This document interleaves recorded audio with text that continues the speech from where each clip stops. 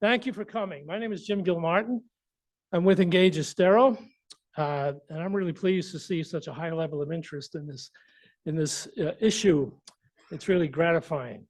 Let me tell you a little bit about Engage Estero, and then we'll get into it. We're an all-volunteer, nonpartisan, non-political, nonprofit community engagement association. Our purpose is really to inform citizens like yourself of significant community issues and encourage them to become engaged, and to do that to favorably impact the quality of life in Estero. That's what we're about. In our daily activities, people come and they talk to us about various different issues.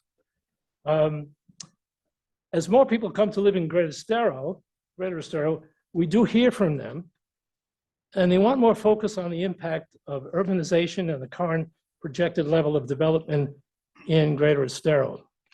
Now, many of these folks really don't understand what urbanization is or means. You'll learn that today. You'll get a good understanding of what it's all about, the ups and downs of it, and so on. So we sought out our expert panelists on land development and intelligent growth to inform and reply to your questions. So I'd like to begin by introducing FGCU President Eshgul Timur. And she said I got that right. Yes, yeah. You got it. Okay. Dr. Timur was selected to become Florida Gulf Coast University's 5th president and confirmed by the Florida Board of Governors on June 22nd this year.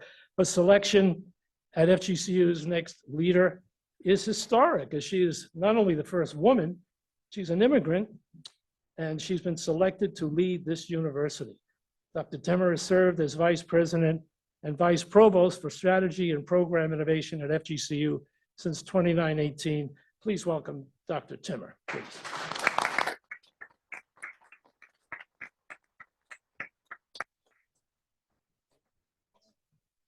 Yes, he did it right.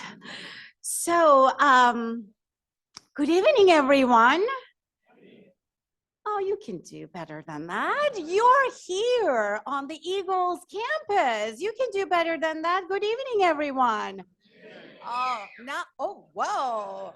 Now I feel the energy. I feel the community engagement. First of all, thank you. Thank you so much for this warm introduction. It is such an honor to be FGCU's 5th president and serve our students and our community. And I feel so fortunate to be part of our community and leading this beautiful institution. So once you walked in our circle here, you saw a big sign, right? You saw from idea to impact. Did you see that sign right there, right? From idea to impact. Since 1997, FGCU has been growing with our community. Over time, we will be hearing from you. We will be working with you to grow this institution to serve our community. We have been doing this together, all together through partnerships and with our community's engagement across the board. Well, since 1997, in 26 years, we have built 64 undergraduate programs. We built 26 master's programs. We have built 7 doctoral programs. And as of fall 2023, we have a record enrollment of more than 16,000 students at your university.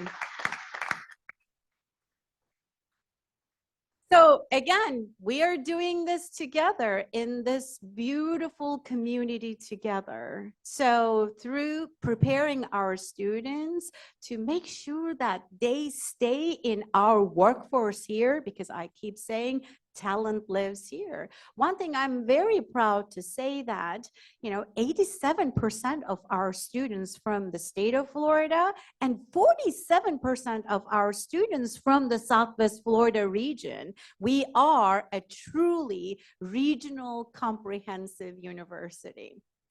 And one of the things is that at FGCU, we always talk about community engagement. So, and I am looking at here, I got this thanks to Dr. Shelton Weeks inviting me to speak at this event. And he gave me this flyer and I looked at it. Engage Estero, inform, engage, and impact. Perfect correlation from FGCU that you're here tonight, truly working on impact together. That is absolutely wonderful.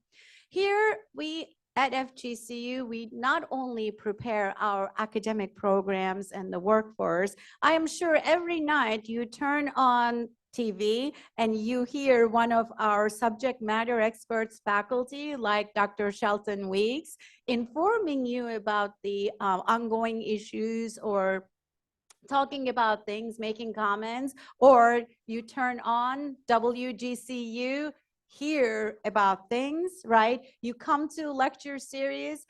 Why I'm telling you this, FGCU is your university. We are so happy that tonight you're here for very important conversations for our community, for our region. We're so happy that you're here.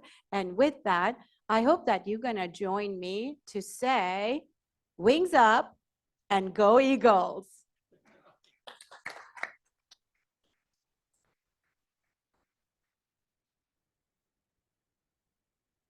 Thank you, Dr. Timmer. The next person I'd like to introduce is our moderator, Dr. Shelton Weeks, that the president was talking about. And it's really my pleasure to introduce Shelton. He is the FGCU Professor of Real Estate and Director of the Lucas Institute for Real Estate Development and Finance. Dr. Weeks teaches corporate finance, investments, real estate, serves on the academic review panel of the Appraisal Journal, and is the former managing editor of the Journal of Housing Research. So with that, please welcome Dr. Weeks, and he'll take it from here.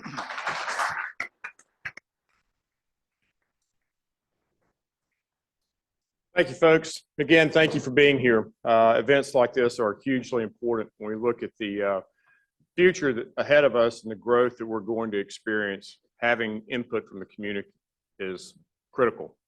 A lot of big decisions to be made. A lot of things will have impact on our quality of life. So I want to start by thanking you for being here and being part of the process. With that, let's jump right into things with this panel and see if we can get as much mileage out of these gentlemen as we can this evening. So our first question, like many communities, urbanization is spreading in Greater Estero. Given the planned developments that will take place in Greater Estero over the next 5 years, first, what is the likely impact on our community? And second, how can residents' concerns about the local infrastructure, such as traffic, congestion, stormwater runoff, and safety, be best addressed? And I'm going to ask Steve if you would please take the first swipe at this. Sure. Thank you. On behalf of the whole panel, good evening, and good evening personally, and thank you to FGCU for opening up the facility here, and thank you to Engage Estero for hosting this. But this is a question that we live with daily at the village. And to say that growth is coming would be a misnomer. It's already here. It started 20 years ago or more, and it's continued at an escalating pace. What we're doing in Estero is building out the last remaining few parcels of property within the village. So by way of background, we have limited space yet to build, let's say empty lots that could be built in Estero. And if you max out the development of those lots within Estero, by way of background, we might get 3,000 or 4,000 units in Estero. Let me put that in the context then. As you go out East Corkscrew, there are 26,000 housing units that are already approved. Another of that's approved, 19,000 have yet to be built, 19,000.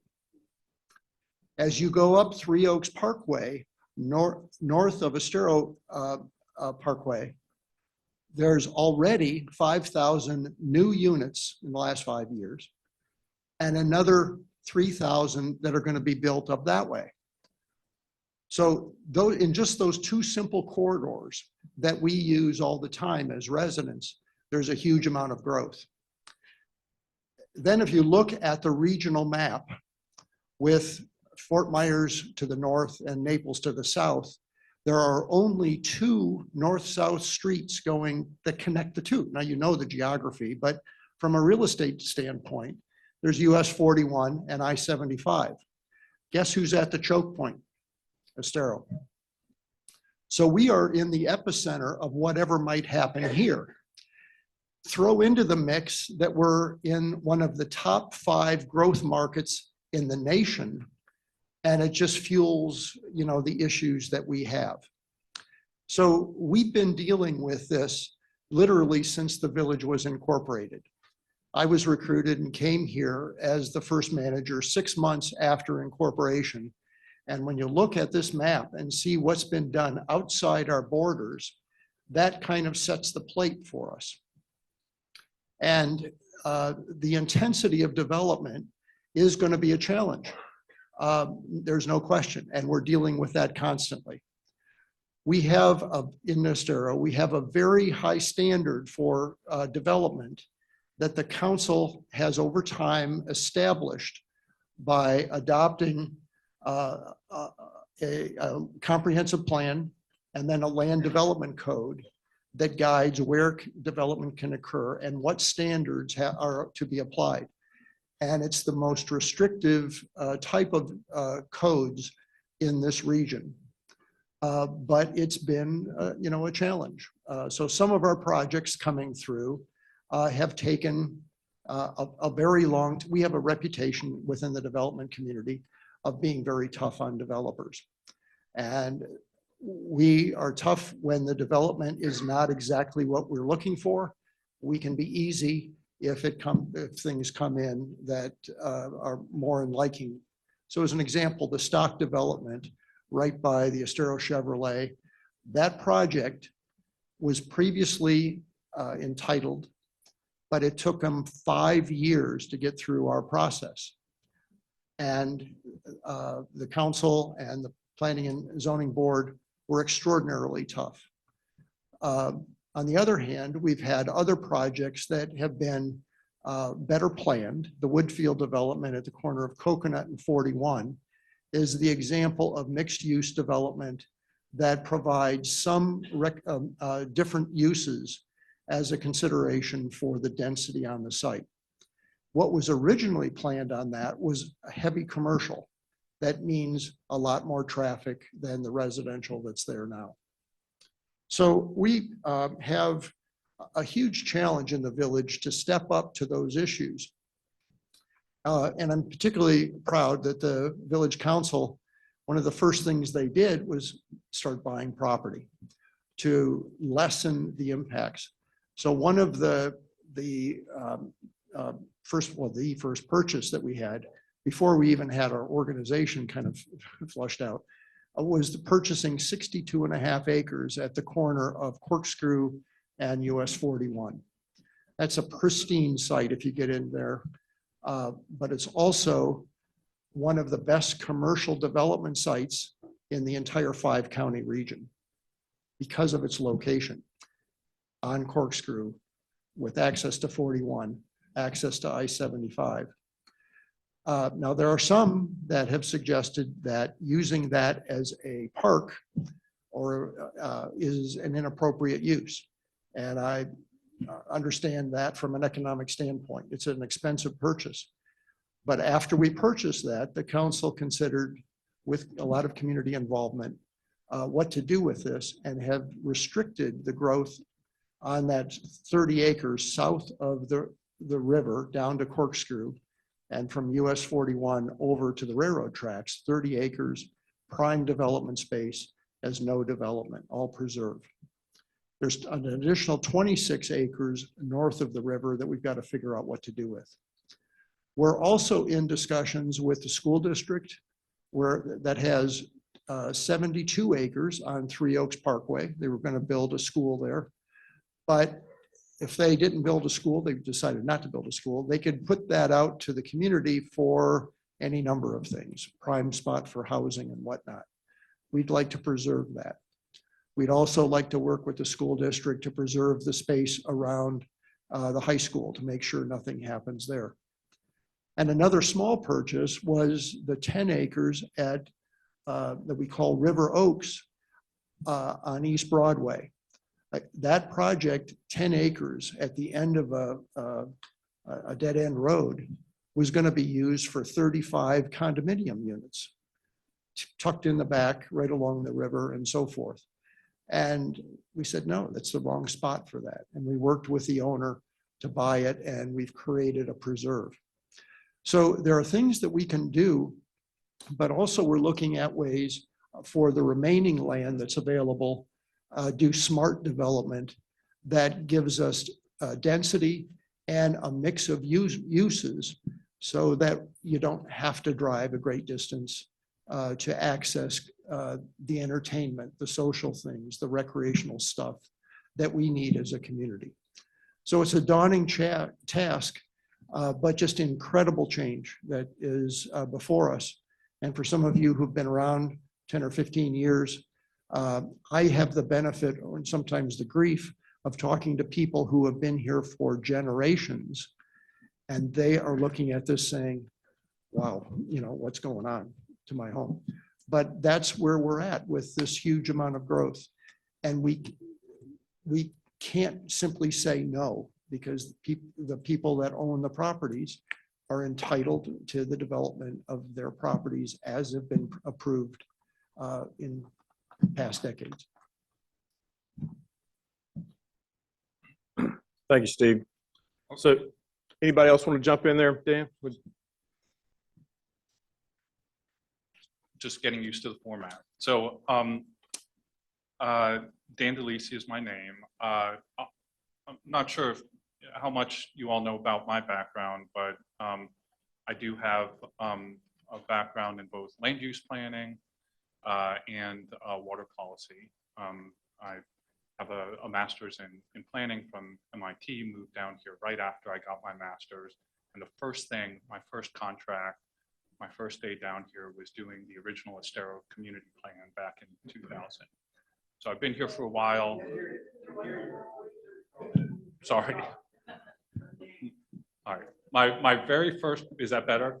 All right. All right. My very first contract when I moved down here as planning consultant in 2000 was doing the original Estero community plan, and worked on that over the years after that until 2013. Was appointed as chief of staff for the South Florida Water Management District, moved to West Palm Beach. And so I have a perspective as both a land use planner and a water environmental policy consultant. And so when you talk about infrastructure itself, and one of the things I think we missed in the Estero community plan was the need for a greater roadway network within Estero. Because as Steve talked about, there just aren't a lot of north-south roads and east-west roads. And so I do the comparison, I'm over here every week. And I do the comparison between where I live in Palm Beach County and where I live, or where I visit every week in Lee County. And traffic is smooth over there. I can get from north of downtown West Palm to south of downtown West Palm in rush hour a lot quicker than I can get from US 41 on Corkscrew Road to east of I-75 on Corkscrew Road.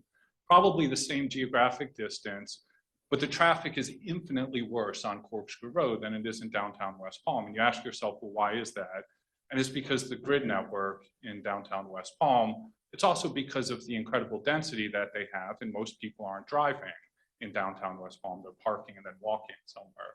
So it's just a different form of development. And when we look at transportation issues, we have to keep those in mind, because if we can continue to look at Estero with the same lens that we looked at it 20 years ago as a very suburban community, your expectation on how traffic moves through this area is going to have to change. It's going to get worse. Even if you do nothing, what Steve talked about will just make it worse. And so you have to look at a different grid pattern, a different north, south, and east, west corridors, and they're there. But you need to step up to the plate and actually work on getting them done. On stormwater, let me just tell you that what you know from other parts of the country is not what happens in Florida. Florida has one of the most robust stormwater regulatory frameworks of anywhere in the country. And I know that from having studied up north, having lived most of my life up north, and moving down here, you see it. And part of that has to do with the evolution of this state as a flat state, a low-lying state, a state with a lot of wetlands and an original intent to drain all of those wetlands. So a lot of flood control going on.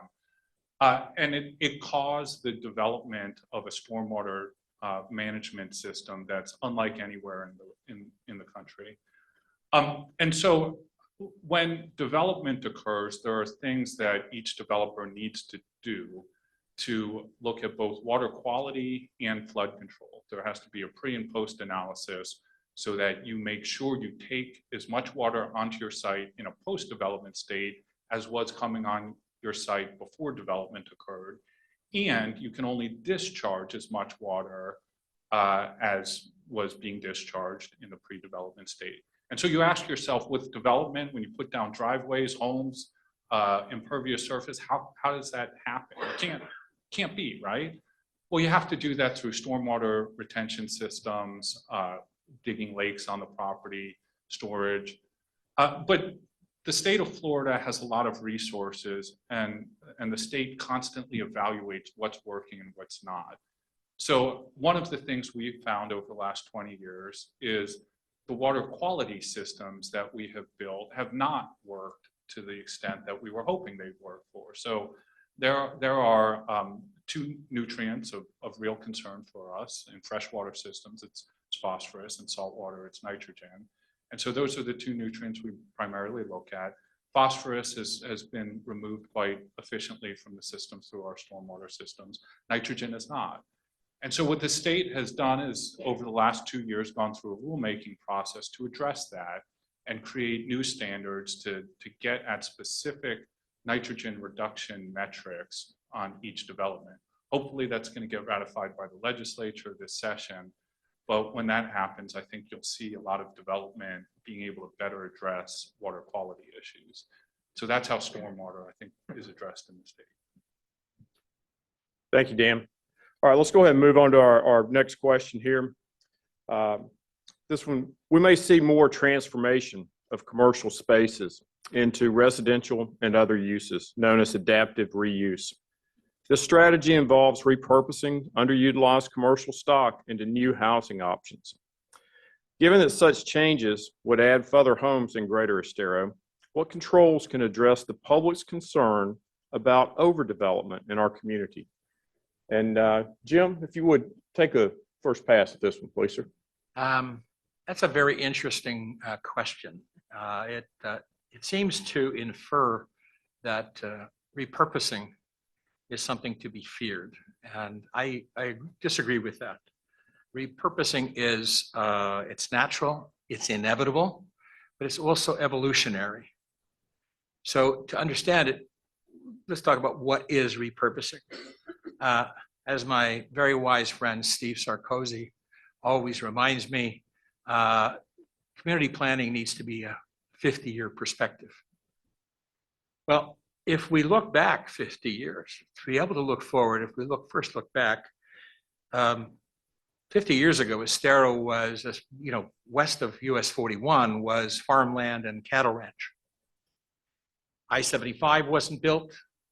The airport wasn't built. The Freemans hadn't built Country Creek. WCI hadn't even started Wildcat Run. But 50 years ago, interestingly enough, Ed McArdle and his son, David, envisioned the future in many ways of Estero. They sold their hotel in New Orleans and purchased the 7,000 acre Sweetwater Ranch. Now that, to understand the magnitude of that, that goes from US 41 all the way out to the Crew Land next to Bellaterra or just past Bellaterra. And then they sat for a long time and waited for Estero to evolve. And in the 90s, the McArdles sold 2,000 acres to David Lucas, another visionary, and his Benita Bay group. And they built the Brooks, and that was huge.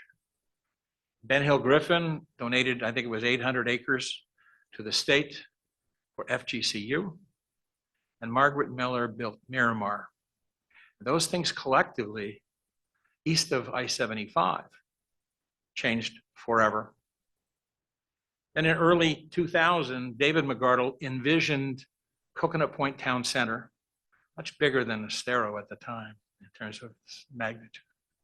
So Simon built the mall, I built Rapallo, and Lee Health opened. The land rush was on way back in early 20th, 21st century. The question is why? Well, in 1997, my market research asked home buyers if they'd like to live 8 miles east or 8 miles north of US 41 and Immokalee Road. An amazing 84% of the people said north, not east. And so I built Lighthouse Bay because all the growth over the last 20 years is because people wanted to live north of Naples and south of Fort Myers. Everybody has alluded to it, it's no secret. But the reality is that your home, or most of your homes, are really repurposed farmland and cattle ranch, if we go back to the beginning. As I said earlier, repurposing is inevitable, it's natural, and it's evolutionary. And it's driven by consumer behavior. Jeff Bezos started Amazon in 1995, a long time ago. And we all started to change the way we shop. And Steve Jobs introduced the iPhone in 2007, and we changed the way we communicate, work, and shop. As consumers, we are constantly evolving, and our changing behavior is the catalyst to changes in land use. We need to understand that. We're what's driving repurposing, so expect it to continue as we evolve.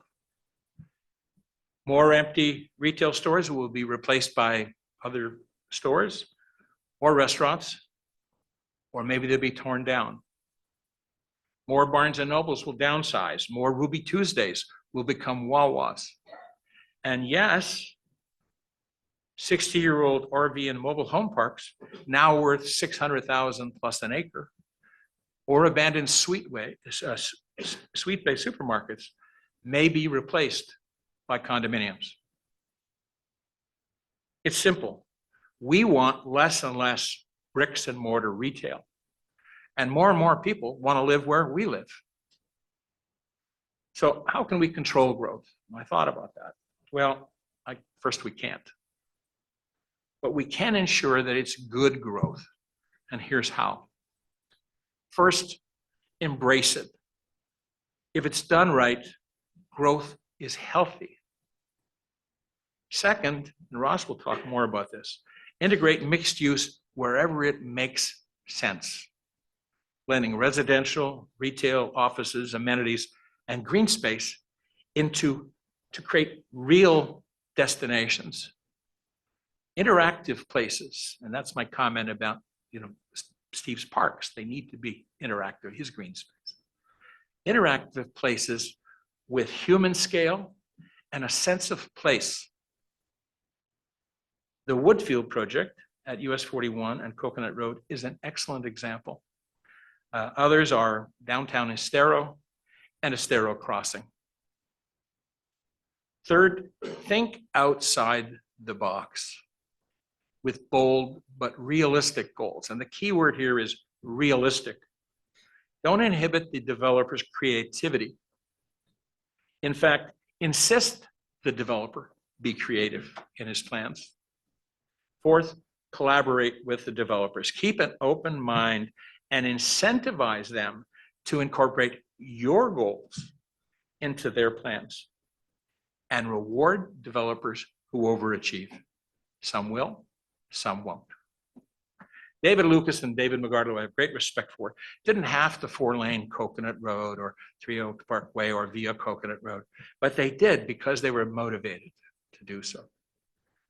Fifth, involve all stakeholders, emphasis on all stakeholders in the process with charrettes and other input at the conceptual stage, long before it goes to the planning and zoning boards.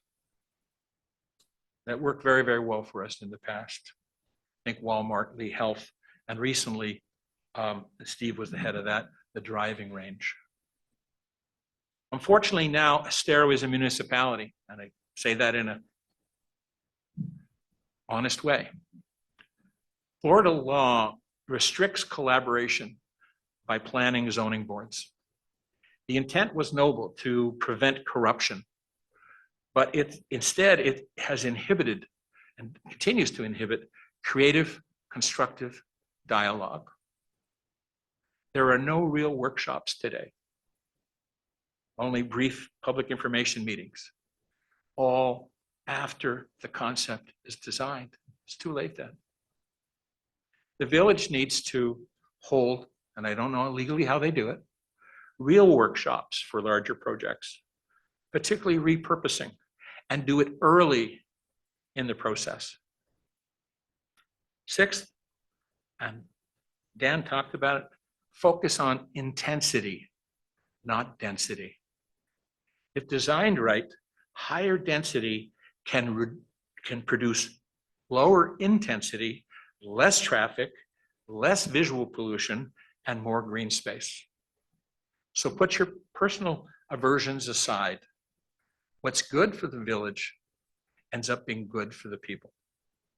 And lastly on my list is be polite, not political, but impatient. That's right, impatient, because that's how things get done. Those are my thoughts. Thank you, Jim. Let's look at our next question here. It's a good follow-on to that one. When developers put forward plans in Greater Estero, there's a perception that developers invariably get what they want. What can you say to a skeptical public that addresses their concerns? And, Dan, you want to lead us off on this? Sure. So I already told you a little bit about my background. Let me talk to you a little bit about the framework for stormwater. Now I want to talk to you about this framework for land use planning in the state of Florida. Growth management laws in every state are handed down to local governments from state legislatures or state constitutions. In Florida, we have Chapter 163 of the Florida statute that mandates growth management for all local governments, and it specifies exactly how growth management will occur in local governments.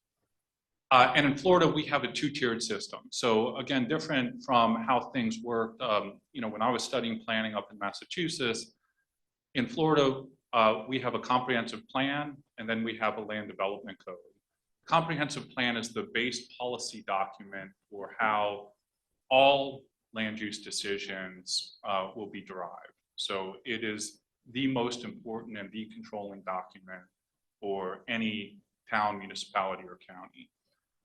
And then the land development code, which includes, and this is important, it includes the zoning, implements the comprehensive plan.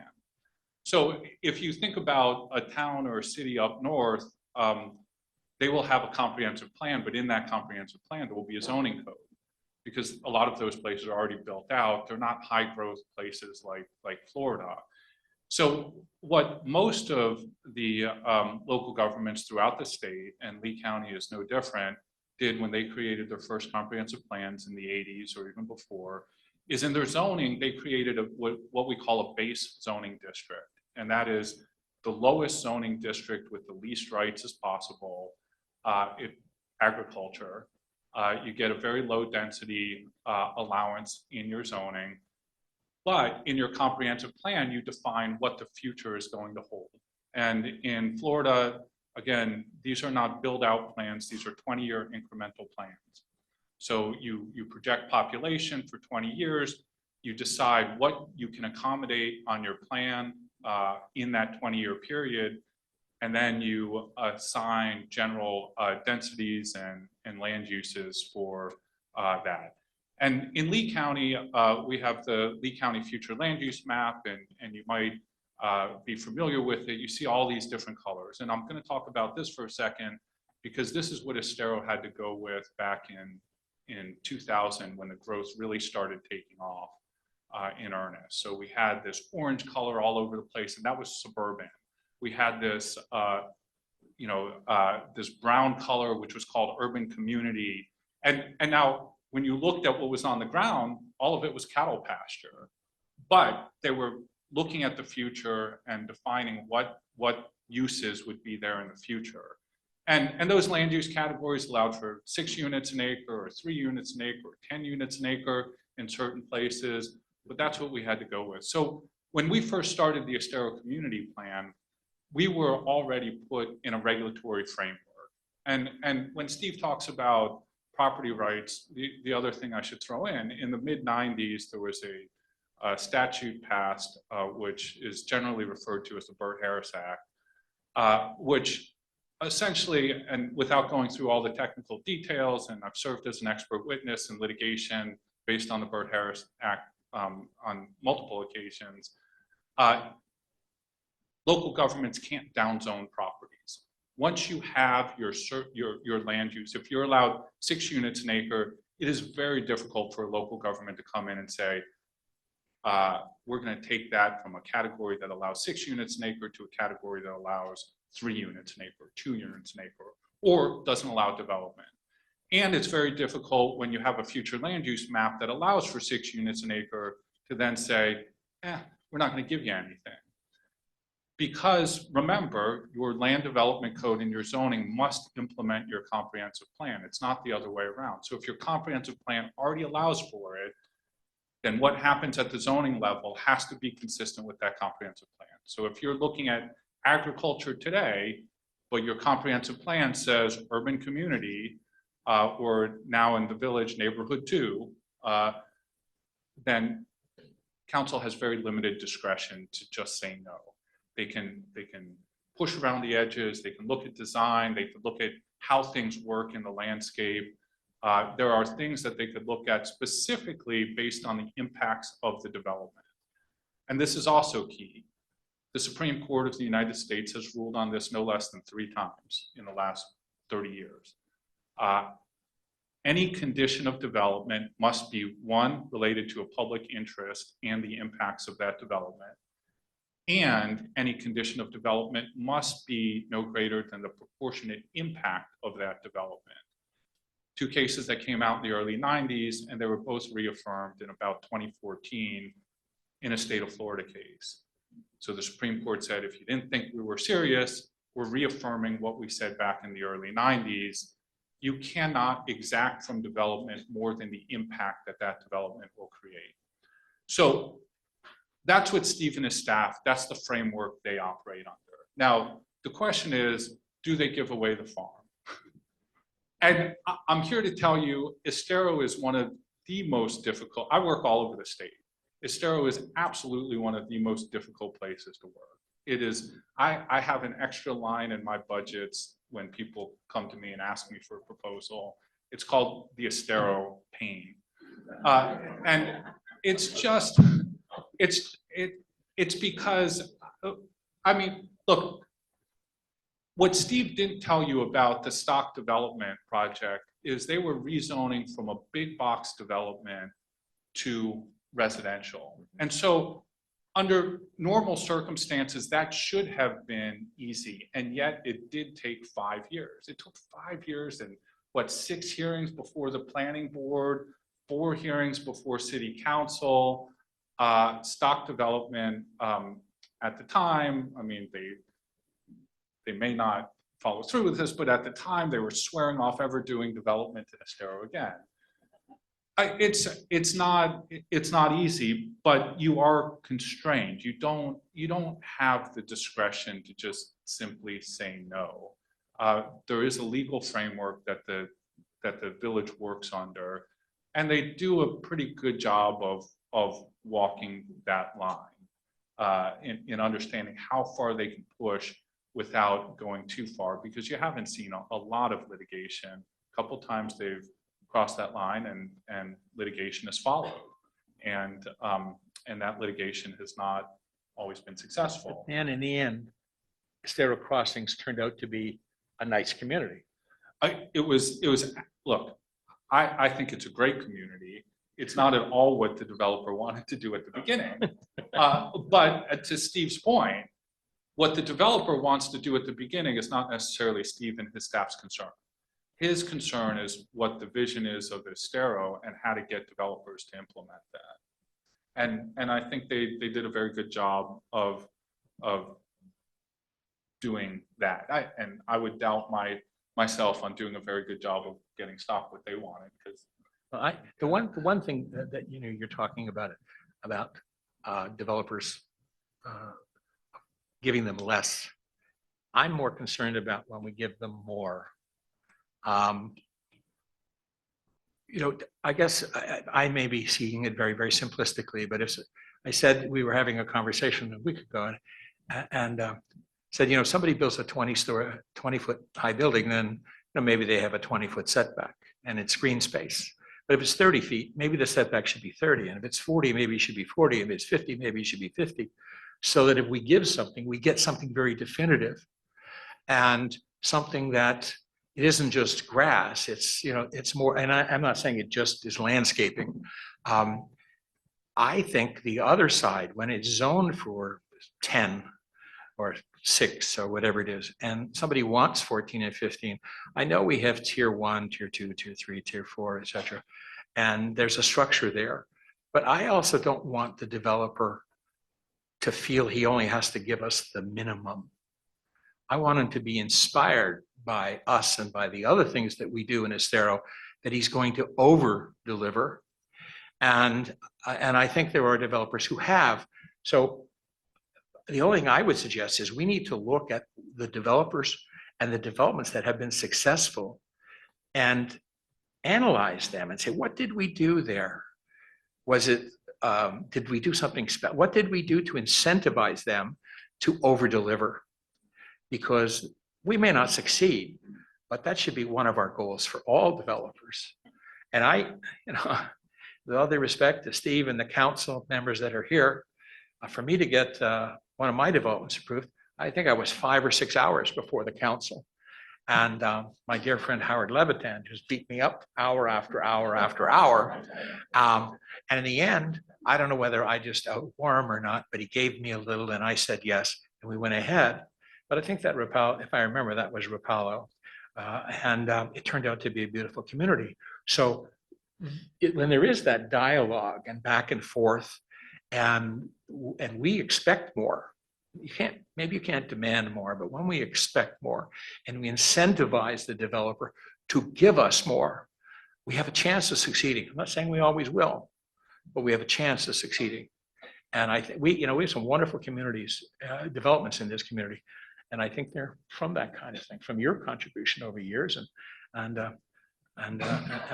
some of the other members. Jack Laniche is here and he deserves a lot of credit too. Well, I'll say, Jim, the starting point for most developers that I've worked with over the years is different in Estero than the starting point in other places. Maybe that, yes. Because they know at the get-go it will be received differently and their process will be done differently if they don't start at a different point. That's good. Now, sometimes they may hold a little bit back because they know it's going to still be a tough process.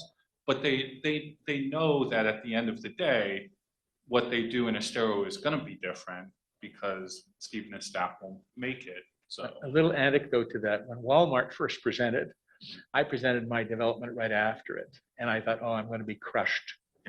And the Walmart people were crushed. yeah, And I was standing there next to him and I said, I feel so sorry for you. And they looked at me and they said, you opened his portfolio. He said, you want to see version 2 or version 3? Because they knew, as Dan said, they knew they were going to get crushed. So they already had alternatives of how, how much are we going to give? And you look at Walmart, that's a beautiful building. It's a beautiful development. Anyways.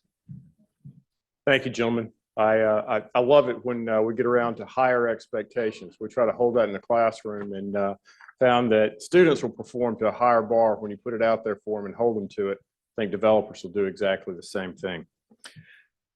Our next question looks at mixed-use development and retail. Regarding mixed-use developments that blend multiple uses such as residential, commercial, cultural, institutional, or entertainment into one space, do you believe the retail landscape is going through a significant shift? And if so, why? And how will the changes benefit the Estero community?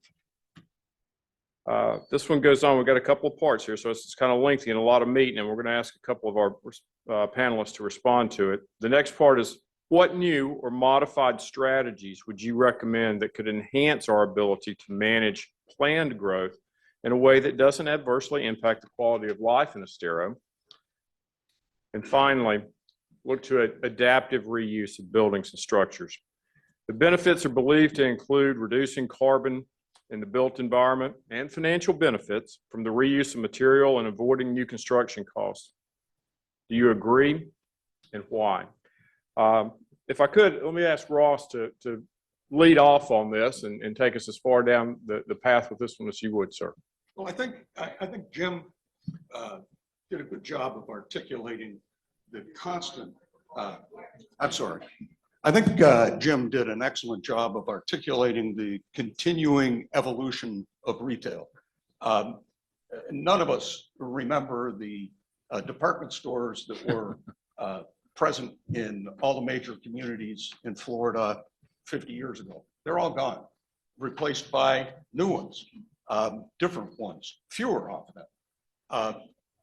We've all watched stores go out of business and be replaced by other stores all around us. We're all ordering on Amazon at 11 o'clock at night and being amazed that it's delivered at 8 o'clock in the morning. So none of that is news to us, and we can expect more of it. Something that we should keep in mind is that Estero is a relatively young community, and as a consequence, most of the structures are relatively young.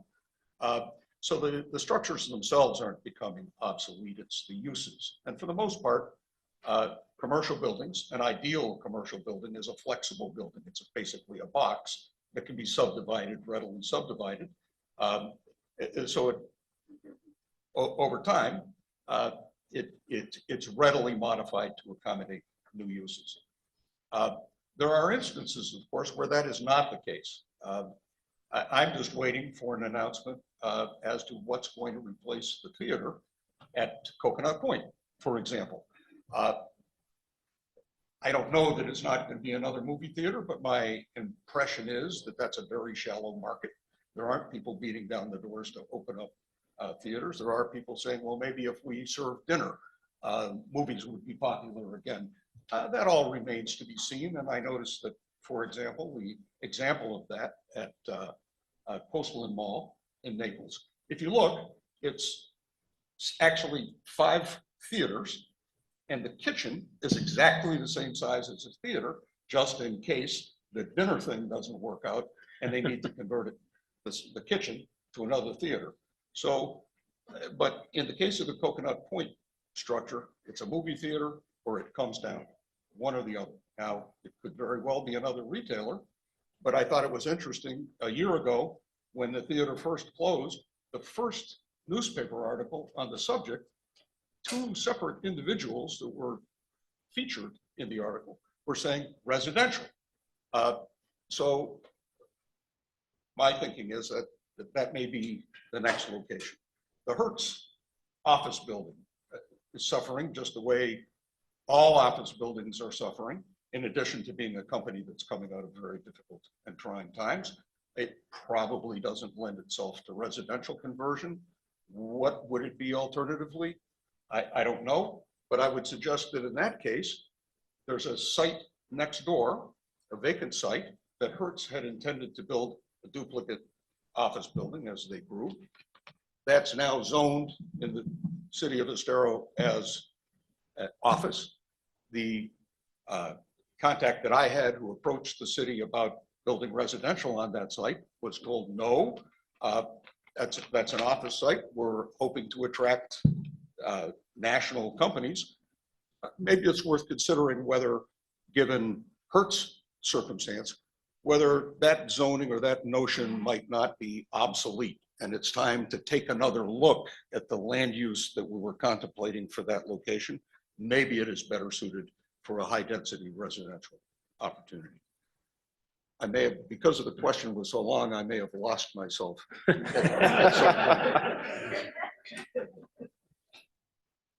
So why don't we go back to the part about what new or modified strategies would you recommend that could enhance our ability to manage planned growth in a way that doesn't adversely impact the quality of life here in Estero? Well, again, I think we may be on the verge of falling into a little trap tonight. As we talk about, if we try to imagine what are the mixed use projects in Estero that are working, obviously Coconut Point is our prime example. That hasn't been a walk in the park for Simon. They have lots of vacancies constantly. Even in good times, they had vacancies. The mixed use component is not ideal. Some of those apartments, the apartments that are over stores, are paying commercial rates for their trash chutes, for example. If you're over the store, you don't have underbuilding parking. There are a lot of issues about the residential in that community. But it is our best example of a surviving mixed-use project. Jim mentioned, let's see, we're talking about the Woodfield project as if it actually exists. It's the 40 acres, the vacant 40 acres on Coconut Road across from the mall, which was owned by Lee Health. Lee Health sold it for a pretty penny to a company called Woodfield. Woodfield came into the city to see what they could do. They got what I call the zoning you could get, not the zoning you wanted. They wound up with they agreed to a mixed use project. Now they have to make it work. Now they have to find retailers who don't care whether they have visibility from 41 because they're going to be inside the project and they're going to suffer. Those retailers are going to suffer the same way retailers in Coconut Point who don't have visibility. So it remains to be seen, even though the city is saying, hey, we got a good project, what we wanted, it remains to be seen whether it will succeed. Jim used also the example of Downtown Estero. Estero Crossing. The anvil shaped piece. Downtown Estero. Downtown Estero. Downtown Estero has a very weird shape and may not have been an ideal place to compel somebody to do a mixed use project just because of the lay of the land. But that's what they had to do in order to get approval to do even the portion that they wanted to do. So we need to be careful not to cookie cutter. Our vision can become a cookie cutter if we're not careful, and we can compel people to try to compel people to do things that are just inefficient. My view of an ideal community is the Estero Park apartment community. The apartments in the back, the Roadhouse Grill, the Starbucks, the grocery store, the Sprouts. Sprouts. What a great place to live. But we didn't mix all those uses in with the apartments. Brian Stock has done the same thing. He's put his commercial out on the road. It acts as a sound barrier. It gives everybody signage on the street and apartments behind. That is not technically, that's not mixed use, but it it's certainly serving the purpose and achieving the goals of. Well, horizontal mixed use seems to be working better than vertical. If you want to call it horizontal mixed use rather than vertical, that would be one way to approach it. But I think we need to be careful about asserting that mixed use is the wave of the future when we really don't have that many examples of actually having pulled it off. Thank you, Ross. And I love going back to data too. Let's see what's working before we run down a path. So, Steve, if you would you offer your thoughts on this one as well? Absolutely. This is a question that's not only germane to Estero, but around the country. Village cities are trying to figure out how to create a more livable environment. And it's not just a question of office, residential, and commercial. It's far more complex. So in past lives, we've tried to instill things like recreation into it, connectivity, so that there's a healthy lifestyle. And those places where that occurs, they become much more prosperous from a financial standpoint. They're places where people love to go and they're successful. We haven't done that yet in this area. One case might be Mercado. The recreation down there is bars and restaurants, but there's more to the recreation component than bars and restaurants. And that's something that we're looking at as a way of creating a space where it's not the development that matters most, but the customer that matters most. And one of the things that we think is really important is to create a sense of engagement so that there's a dialogue between the residents and the developer and the village, so that we can all come to an understanding on what makes a lot of sense. We have some opportunities. One is certainly on the what was the old North Point site, just north of the Hertz headquarters. That's our largest parcel, 100 acres left out of about 170 acres available to develop in the village. That's a great opportunity. The benefits there is that there are no neighbors. So if they want to go 50 stories, fine. No one will see it. I'm being facetious. But there are things that we can do then that create a livable community that really is an attractive element. I would also like to talk about mixed use. When we're done with 170 acres of initial development, we're not done as a community, because the very areas that we're looking at, and some of the examples that have already come up, turning a restaurant into a Wawa, looking at the mall. I've dealt with Simon for 40 years, and the folks at Simon realized that one of their greatest assets is their parking lots. Well, you try to develop that space, there's a real opportunity to create a small community there, not just a mall. And the problem with a mall is you drive into one place and I can see the next store that I want to go to, but I can't walk there. I got to get in my car and go drive. Well, the opportunity is to do something in the parking lots and do something vertical that involves housing and a variety of other uses. So I think and frankly, our code anticipates that. So we haven't defined what it is because it hasn't been really done well in the country, but we're up for that discussion to see what makes sense if the owner comes forward and wants to engage with the community.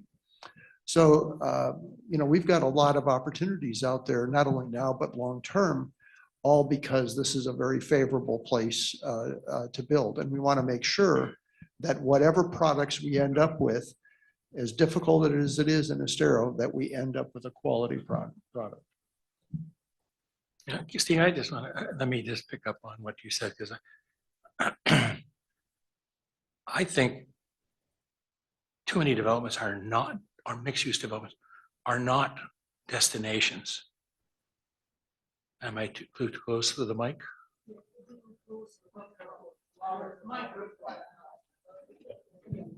Oh, closer to the mic. I see. Okay. I was going to push it away. Excuse me. If you look at the successful mixed use, okay, and this is an old one, but it's one that is classic to me, is Santana Row down in San Jose. They took a median that was 30 feet wide and they made it, I think it's 120 feet wide. And between the retail and the residential, et cetera, and all the parking is hidden. And it's amazing that it's just packed all the time because there's things to do. There's a wine tasting thing. There's reasons to go there. And if people, nobody talks about destinations. And I really think being a destination is so important. But it's, well, how do we get there? Is it architecture? Is it this and that? Well, and Dan, I think will agree, it's human scale, it's sense of place, and it's interactivity. Where I take exception with my dear friend, Steve Sarkozy here, and the village council, is they want to preserve a lot of areas. Well, that's nice, but the plants love you, the trees love you, the planet loves you, but you don't have to exclude humans from that process. They can be interactive. They can be interactive. And if you just go to Europe does, I hate to say that, but Europe does it really, really well. England does it very, very well. And their parks are filled with people all the time, but 90%, 95% of it is green. It's how to do it, understanding uplands and wetlands. Why are we preserving uplands when those places can be areas where people can stage to experience the green space? Why can't we take people up into the canopies and let them actually see some of those beautiful, magnificent oaks that are there? I feel that very strongly about the green space, and I feel that very strongly about mixed use.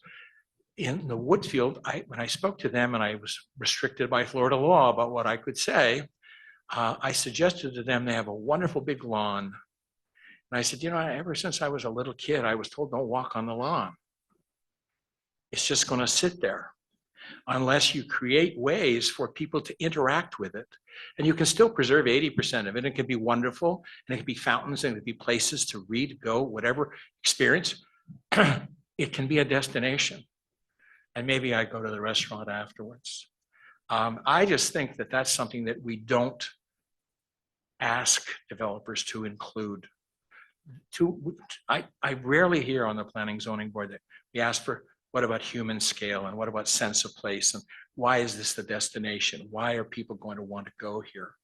And we should, in my opinion, we should be asking those questions. That should be part of the review process. It should be one of the boxes we have to tick before we approve anybody. Just sorry on that point, incidentally, the original North Point, when I worked on that in, I want to say 2002. And which one was this? North Point, what Steve was okay. talking about, the vacant land. One of the things I had always thought would be a neat idea when you look at Sandy Lane as it comes down, or now via Coconut Way, right. You have the park there, and how do you integrate that development into the park? Now, Lee County Parks is not the easiest group to deal with when you're talking about integrating land uses. But you're right, everywhere else in the country, everywhere else in the world, you see community parks integrated into the fabric of development. And there's more interaction into the park, it creates more of an anchor for the development, it's much more of a sense of place. And so if you could, when you're looking at North Point, try and look at how that development will have a nexus with the park right across the street, how you can make that via Coconut Way more pedestrian oriented. I think that's where you start getting a real sense of place. On behalf of all the staff and council members, we totally agree. How to activate and how to engage and make that happen so that it's really a vibrant place where you want to go and you don't have to get in your car and drive 40 minutes somewhere else. So we become the epicenter of the fun, neat things to do. And you're not dragging to Fort Myers or Naples. The unfortunate consequence is that they will be dragging to get here. Thank you, gentlemen. That sets the stage very nicely for us to change pace here and look more at shifts in planning from lifestyle changes. So in a recent investigation by Blue Zones about life expectancy and longevity, connectivity, walking and bike paths, open spaces, and botanical gardens, socializing, and recreational activities all play a proven role in enhancing and lengthening people's lives. What can we learn from other localities that can be implemented in Greater Estero to achieve this objective? Steve, you want to bat first for us on this one? I'll give it a shot. When the village was formed, the question was, okay, how do you develop your plans to move forward? And I suggested that we do a series of master plans in each of the functional areas of responsibility that the village has. So there's stormwater. We did a stormwater master plan, a traffic road master plan. But we also did the master plans for park and open space. That's a discrete plan. There's also one for bike and pedestrian activity. And then, so we did all of those master plans. There's a couple of others. And then we integrated those plans together into the comprehensive plan so that the comprehensive plan was not static and developed on its own, but it was a buildup from all of these functional plans that we have intended to create a comprehensive and cohesive overall plan for the community. So the first evidence of that is Estero Parkway. That was our first major development. 1.75 miles of resurfaced road. In and of itself, that's a simple project, asphalt, walk away. But in our case, what we did is looked at how can we bring people out of their communities and create literally a linear park. And we went overboard on the landscaping. You've got it. I know there's chuckles in the room. We went overboard and we really created an opportunity for people to come out of their communities and rather than walk on a sidewalk, which is built at the back of the curb, which is very, I think it's a hostile place to try to walk. In some cases, you're so far back off the street on the Estero Parkway that the vehicles don't even see you. And it creates a much more enjoyable environment to walk or ride a bike. It's outstanding, actually. So that's our template for every major street in the village. And the next one that we're going to be doing, the council's approved doing Ben Hill Griffin from Corkscrew up to Estero Parkway. So there's some limitations on that street because it's the only north-south street east of I-75. And the underground looks like a spaghetti network of utilities and cable and electric. So we can't put a lot of trees in, but we're trying to go overboard with the low growth development that again creates a nice environment. We're actually looking at partnering with the Brooks, where they've got a straight sidewalk. They have to redo the sidewalks. Maybe this is once in a 20-year opportunity that we work with the Brooks. They've done a fabulous job, going way back. But maybe we try to partner with them to come up with an even better streetscape. So we've got plans on Williams from Estero Parkway over to US 41, via Coconut from Broadway south to Coconut. Where else? Corkscrew. If the Corkscrew is ever done, we're going to try to go from Ben Hill Griffin east to Bellaterra. And the whole notion there, the spirit of this is to create, a 10-foot wide walkway so that it feels comfortable to be out there as far back from the road as we can possibly get it, and then landscape the dickens out of the pathway and the edge of the road. Created it. So you create the linear park so that if people want to get out, walk, connect, if you want to, on Corkscrew, if you want to bike over to Publix, great. That's the way to do it.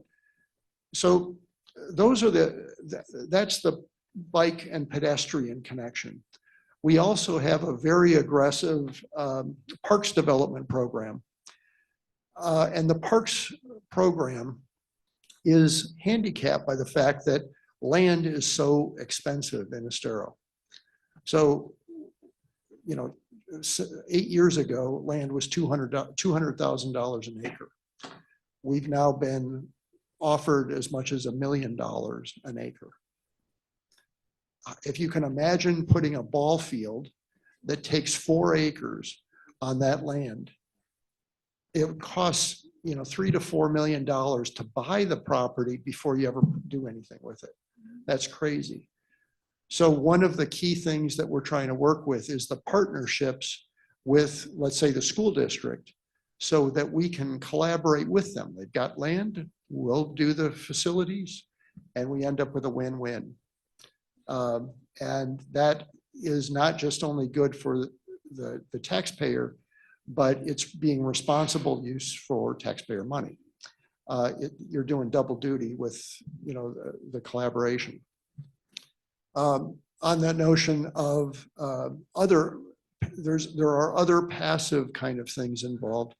And when I talk about the 30 acres at the northeast quadrant of Corkscrew and US 41, that is one area that we really envision the possibility of let's say, of botanical gardens, a passive use that gets people out actively engaged in the community, with an underpass under 41 to connect into the state park so that you can bike, walk, and be involved in gardening, even if our condos or our homes in the gated communities don't allow us to do it on our property. And then another one that we've been out actively pushing is, buying the Seminole Rail line all the way through Estero and creating a bike ped connection north and south and preserving that as a connector. So all of those elements are in our functional plans. And now all we need is the money and the time and the opportunities to implement. So that's not going to happen in a short period of time, but what people here have been talking about, and it's the aspiration, the vision, and the creativity that comes together to make all these things happen. And the village cannot do it alone. So we're going to have to rely on collaborations with developers, school district, the county, and others, FGCU. So a lot of these things are being openly talked about, and how do we create this community so there are so many attractive elements that this is the place where everybody wants to live, work, and play.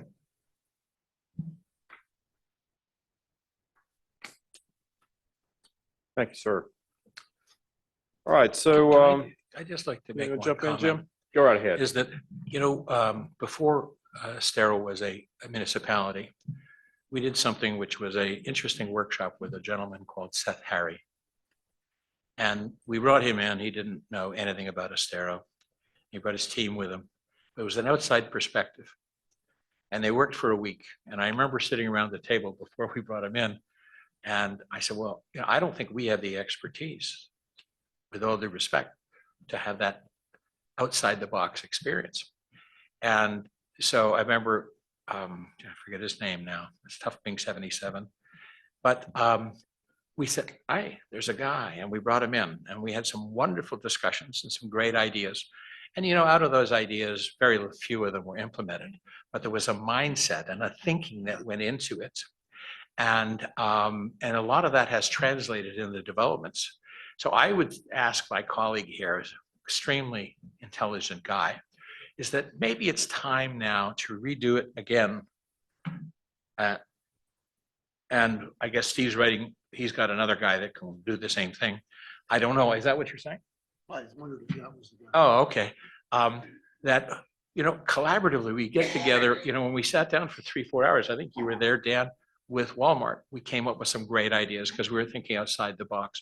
With Seth Harry, it was a variety of opinions.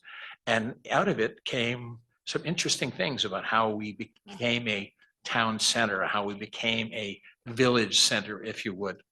And maybe it's time for us to do that. I even thought about suggesting that, sometimes I used to do it in another business. We'd give 5 guys $10,000 and say, go away and think outside the box. And we come back, we may use all your ideas or none of them or whatever it is, but the best idea is we're going to give you another 50,000 or whatever. Because 22,000 households can certainly afford to invest a little money in the future. And maybe it's time to do that. Steve's writing a name down here, I guess, of somebody that he's already had some conversations with. So that's my thoughts. Just by way of background, we did that with the Woodfield project. Lee Health bought that land, and we were engaging with a nationally renowned developer, a planner out of Miami, Dover Cole, and we were going to bring them in on the Estero on the river property, the 62 acres that we bought, and then we got their estimate of what it would cost to plan that site. And $300,000 or $400,000 to start was a little bit richer than what we could. I'll do it for 90. So what we did is we passed them off to Lee Health. Chris is in the back and he's smiling, but we brought in Lee Health and said, here's Victor Dover, a great planner. Let's sit down with some charrettes and see what we can do on this parcel. Because the previous development on the Woodfield site was just traditional suburban commercial strip mall. And we didn't want that with all the traffic that it generates and the questionable land uses. And that planning process worked very well. It included some of the neighbors, it included village-wide, some of the village staff and so forth. And a lot of the people from Lee Health. And we ended up with a plan. Lee Health ended up not going through with that project because their mission shifted from, given the changes in healthcare. But when they sold the property, we said, whoever you sell it to, better stick with the plan. So a good 90% of the plan is as what was originally designed. So we ended up with something that was better than we might have ended up with had we not gone through the planning process. Much better. But we're looking at doing that. So we've done that when we've got those functional studies that we've got. Like the bike ped study was not done in a vacuum. It was done with community involvement galore. We have focus groups and public meetings and so forth. The same for the park and open space plan. But now when it all comes together, that's where there's a lot of engagement. Wouldn't it be magic if that happened with North Point as well? So let me jump.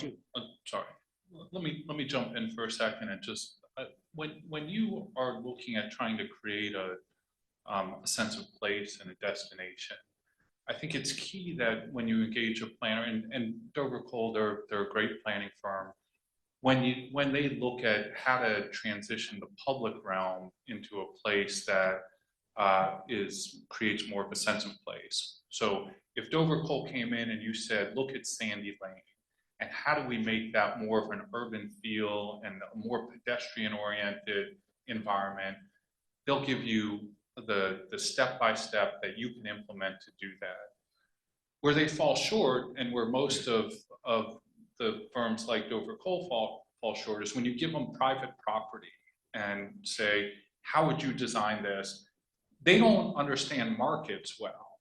And so when I was with Bonita Bay, we had them, we were in a partnership with the city of Fort Myers, and we had them help us design the old Wellfield site on State Road 82. And 20 years later, it still sits. Because it was never a plan that met the market at any foreseeable future.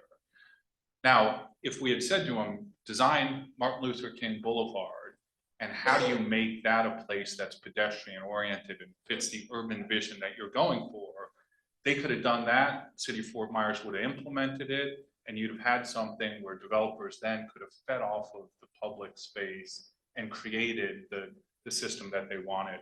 And they have successful examples like that throughout the country, but it's always after dealing with the public space that the public can implement, and they can help you turn that into an urban destination that I think you're looking for.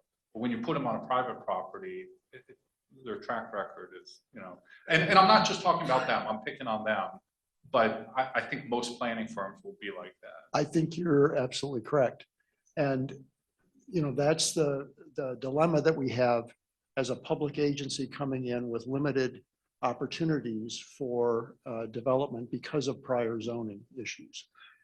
We've got a real opportunity in Estero to rethink or to plan the reuse of some of our areas and look at how we can make them magical and attract developments to the community and build on the success that's already here. Case in point, we talked about a Coconut Point Mall. That retail is going to evolve. Looking at some of the things like around Hertz Arena, that's a static site. Something's going to evolve. Miramar Outlets is going to evolve. So those are opportunities that actually become our downtowns in a way, and they're done as a private development. That's not the.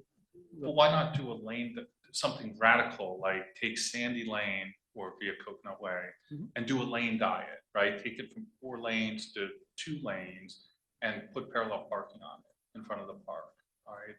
That would radically transform how you look at that space and how people interact with that space, and then how the development functions off of that space. I mean, but that was one of the things I tried to push in '03, which was way too far beyond where Lee County was ever going to go back then, because all we were thinking about is moving cars. But what we've seen in other parts of the state is that when you shift that mentality, the lane diet actually doesn't cause more traffic problems. It might decrease capacity, but what happens from a land use perspective on each side of that street changes the nature of the road and the character of the road, and you still have free flowing traffic, but you have more mixed use and more interaction with the street. And I'll just use from free flowing standpoint, McGregor Boulevard, it's not a mixed use environment, but I rarely see traffic jams. And you think about all the traffic that moves, it's just how it's designed, how it works. You don't always need more lanes to move more traffic. But anyways, that's just my pitch to you 20 years after. But one of the most important things that both of you have said, and is understanding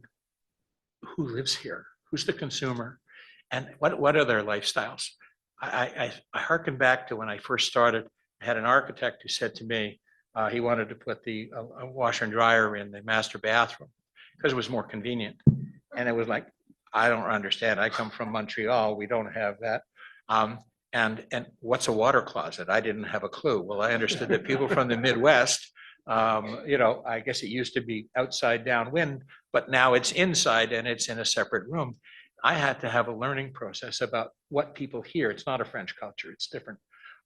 So how do we, you're absolutely right. Take somebody out of market, you just throw them at them and they put their, maybe not their best people on it, whatever, and they give you their really good creative ideas, but are they the right creative ideas for people living here? Ross, you were. No, I just agree that the concern is that the municipality doesn't make demands upon a developer that he comply with some pie in the sky kinds of theories of urban development that are a mismatch. Because you said to me that developers, I hope you don't mind me saying it, Ross said developers really don't like to have to develop in Estero because it's too demanding. I did say that, but we need to, if we have a 100-acre tract that we want to develop in some spectacular way, we need to give them an assurance it's not going to take 5 years to get through the process. It's a good They point. need to have an off ramp or something. We've got to know. Typically, it takes 2 years. 2 years is a reasonable amount of time for a project to take from conception to final approval. Nobody knows. Okay, that gentlemen, better. let's see if we can move things on a little bit, because we've got quite a few really good questions that came in from the public over the last couple of weeks, and I want to make sure we get to hit a few of these. First one, are developers charged impact fees to offset the added costs for infrastructure, i.e. roads, schools, parks, open space, police, fire protection, water, sewage treatment, et cetera? And if so, what percentage of the fees actually cover those costs? And then secondly, why do the responsible governing bodies seem to be so far behind development with respect to various improvements, especially road improvements? Ross, you want to take first swing at that one? I can't tell you in Lee County, I can't give you the math as to whether the funds that are collected for impact fees are sufficient. I just can't do that for you. But what I can explain is the reason the money it takes a while is you don't pay an impact fee until you build it and until you pull a building permit. So the site is already developed and houses are already going up and people are already buying those homes before the money starts to come in. So there's always going to be a lag. An inherent lag. But isn't there Thank a you. working capital budget, Steve, that you can start road work based on anticipated growth? There is some of that, but it depends on which jurisdiction you're in. We do that in Estero, but we're a much smaller picture than other places. We've taken general tax money and applied it to roads, anticipating road impact fees Revenue. and revenue coming in. Yes. You can't bond impact fees. Right. So that's one thing that bonding agencies won't let you bond. You can't bond. You can't bond impact fees. Impact fees, and so the problem in Lee County has been, since the downturn, the county has discounted impact fees. So there's a rate study that's done, and it's supposed to represent what it costs to offset the impact of development. So the county does charge, and Estero is part of this, impact fees for road, for fire, EMS, police, schools, just about everything. But the county, in order to encourage more development, discounted it. Now, I mean, I've long believed that development should just pay for its impacts, whatever it is, right? You always just go with 100% of the study. And unfortunately, the county, I think, has given up a lot of money that they otherwise could have had to build infrastructure. And so you go with what Ross just said, and you're already behind the 8 ball, because from the moment a house goes in, and then you pay it, if you can't bond ahead of time with it, unless you're doing something different where you're bonding general revenue funds, you can't really get ahead of the development. So you're playing catch up. And then if you're not assessing enough, then you're even farther behind. But just a second though. I mean, if you're a master developer, I know David McArdle because he forced me to pay part of it. He had to kick out $2.5 million up front for Via Coconut Road, and he was given road impact fee credits, Yeah. which he could collect from me later. So that So was he part of- carried he had the carrying costs. That was part of the development process that Yeah. no longer exists in Florida. That what? That no longer exists. That no in longer. Florida. Oh, Yeah, that was- Okay, gentlemen, I think we have a lot of folks in the audience that want to pose some If we can questions. just jump to that question one more time. Okay, one last one.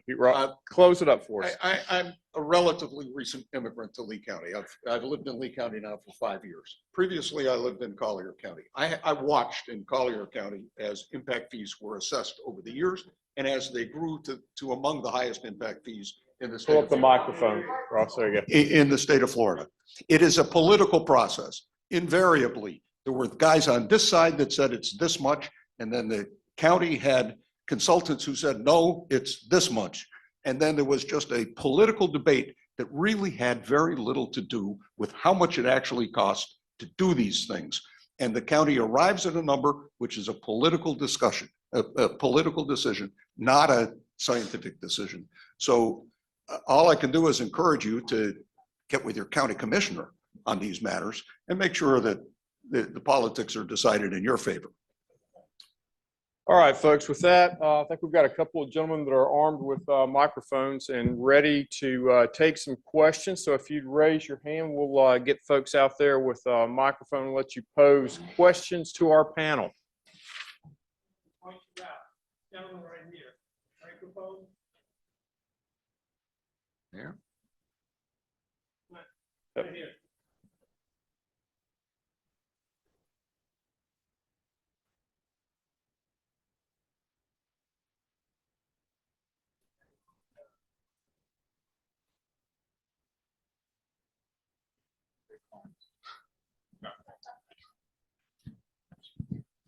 We need a 12-year-old to help us.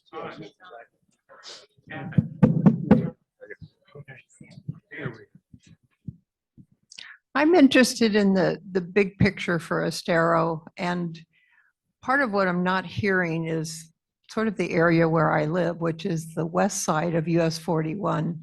You mentioned one underpass concept, first time I've ever heard that, but it really divides the community in terms of how I use the community. And I never hear anybody really addressing how that fits into the overall larger plan of what makes Estero a community together. That's a good point. Nancy's mentioned, if I may, just jump in here and let others jump in as well. But US 41 was the old suburban model with, you know, a wide median. And as a pedestrian, crossing US 41 is a daunting task. One of the ideas that has been discussed with the Department of Transportation is to actually create more of an urban landscape there so it's easier to cross the road for bikes and pedestrians. And that is something that the Department of Transportation is actually receptive to. But it changes the character of US 41 substantially. And it creates an opportunity for us to have actually frontage on 41 that is more engaged to the, connected to the road rather than isolated back off the road. So that's one possibility out there. We've looked at overpasses, and we've the only place that we have an opportunity for an underpass is at the Estero River. But overpasses tend not to be used because they're just difficult to get up and then down, you know, in terms of access. So it's a dilemma long term. We've got some ideas that we're discussing with DOT. And as we see the redevelopment or the mix, the changes at the mall, we're probably going to get more of those discussions, bringing some of that development out to the street. I'd also say there are pockets of area west of 41, say north of West Broadway, that, you know, are ripe for redevelopment. And if the village starts looking at those areas more from a traditional design standpoint, you could start getting areas west of 41 that are more walkable. So we used to live in Estero River Heights for many years, and you know, if you had something, a destination west of 41 that we could have used, I know, except when I jogged in the morning, I'd never go out across 41, and it was crazy, right? Let alone go to commercial on the east side of 41. You just wouldn't do it. So, but there are opportunities up and down the 41 on the west side that you can recreate as they come in for redevelopment. Right in front here. First of all,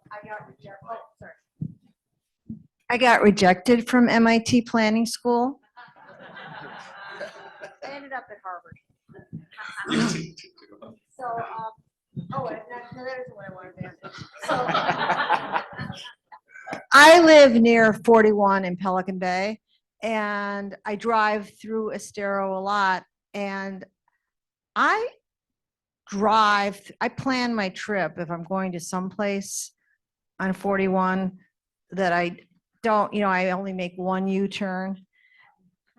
And the other thing is that there are so many gated communities in Estero. What percentage of people live outside the gated communities? And those are your market for the public spaces. And what are the demographics of the people who live outside? Because that's really who you need to serve. And I'm just guessing that most of the people here are not of that group. Okay, but what percentage of the community lives outside the gated communities? And that their needs are much, much different than people who live inside the gated communities, who often have bridge groups and book groups, and their whole social life is their community. So I think we have to think of that. It's an excellent point. Gentlemen, anybody know if we have that data available? Well, if I just everybody's want to say, collected? when I was at MIT, there was a shirt that said Harvard, because not everyone could get into MIT. Go ahead, Steve, you answer this. So the distribution is about 80% in gated communities and 20% outside.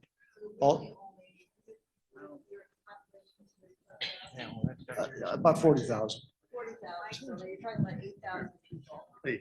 8,000 people, and what are the demographics of that 8,000? That's a pretty diversified strata. But still, what is because those are the people who really need help in the Well, short what run. we actually found when we did our focus groups and our surveys on Park and Open Space Master Plan and the Bike Ped Plan is that there's a craving for people that are in the gated communities that want opportunities outside their gated communities. So I can do laps all day in my community. I live in a gated community, but it gets pretty boring. And even if I close my eyes, I'm still on autopilot. And people would really like the opportunity to get out and walk in areas where they can walk side by side on a 10-foot wide pathway and go someplace. So the idea of connecting our bike ped system is intended to connect gated communities to others, to connect neighborhoods to schools, and connect neighborhoods to retail and libraries and so forth. So you want to connect gated communities to other gated communities if they'll open the gate? Well, or they can walk out or bike out and get to places outside their gated community, because many of our gated communities are small. Now the big ones, they have a lot of amenities within the gates. We get that, and it makes a lot of sense. So if you're in the Brooks, you've got everything you need right there. But there are other communities that don't have all of those. And even the folks that are in the Brooks were very active in the planning process, saying, we want other stuff to do. So that's kind of, we're not looking at it as serving only the folks inside or outside the gated communities. Steve, Okay, let's get back to The the gentleman. young back lady here. stole my thunder on that question she brought up. I just would caution you and encourage you, you have a daunting challenge with respect to these gated communities. It's not as easy as you think. They tend to be insular, self-centered. Many have their own needs and wants that they've addressed. You need to be sensitive to that. The connectivity to it, when you talked about the master bike path, et cetera, could be one of the solutions, but that is one of the daunting challenges you face, because a significant component of the population is within those gated communities. So much for that. Simple question for you. With the stats you cited earlier, that 19,000 projected units down Corkscrew and the thousands of apartments that have gone up already, they all have a toilet. They all have a lavatory facility. Tell me what the projections are for Lee County, I think it would be, to have the capacity to accommodate that type of development, Corkscrew alone. You mean Sewage capacity. water supply? Well, yeah, in and out, yeah. Yeah, potable water. No, I'm talking about sewage capacity. That tends to be one of the constraints to development. You may have fresh water that you can do, but that sewage plant, can it handle that projected growth? Or does it have to be an expansion now? I've been told that that facility was built component-wise, that it could be added on to fairly easily to accommodate this type of growth. I have to defer to you for your expertise and facts on that. Dan would know best.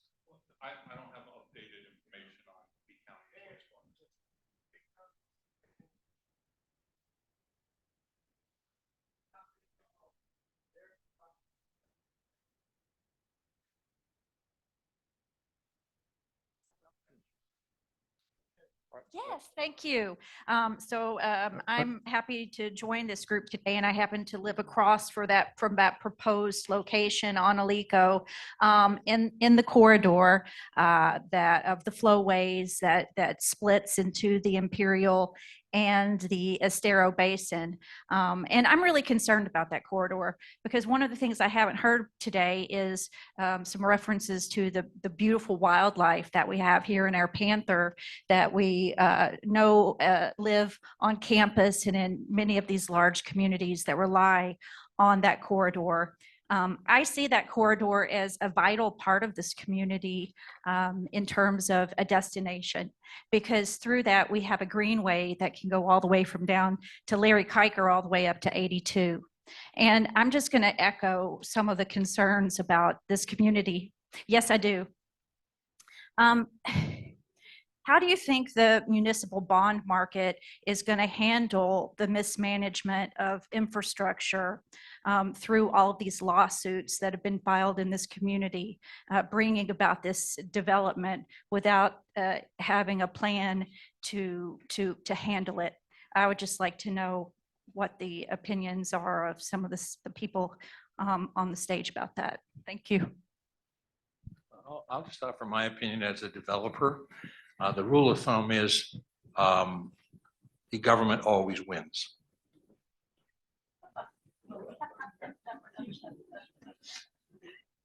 The village has been involved in a couple of lawsuits only that were intended to preserve more of the green space. So in the project, before GL Homes ever got involved in River Creek, we were involved in a lawsuit there to protect more of that Pantherway. And we were marginally successful, and we ended up having to settle with the developer that put that together. GL Homes has come in and has done a great job in building that and preserving the space that they were supposed to.